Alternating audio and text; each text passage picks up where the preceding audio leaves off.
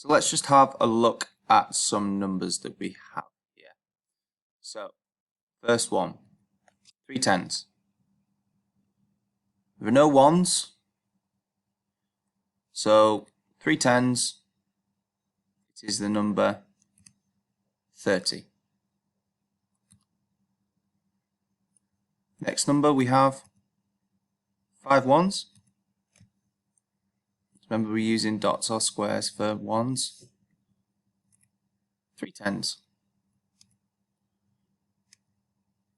We've got 3 tens and 5 ones. Our answer is 35. So the next one, we're not going to be looking at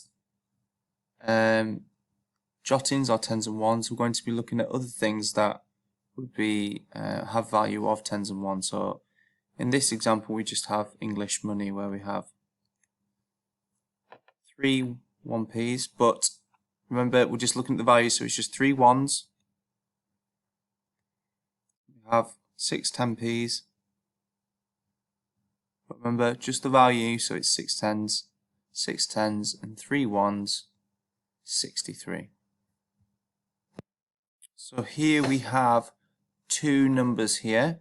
So we have 1 10 and 5 ones, so I know that is number 15. And then I have 1, 2, 3, 4, 5 tens, which is 50. So 15 is 1 10 and 5 ones. 50 is 5 tens.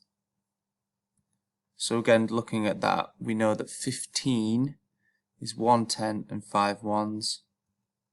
And 50 is 5 tens and no ones.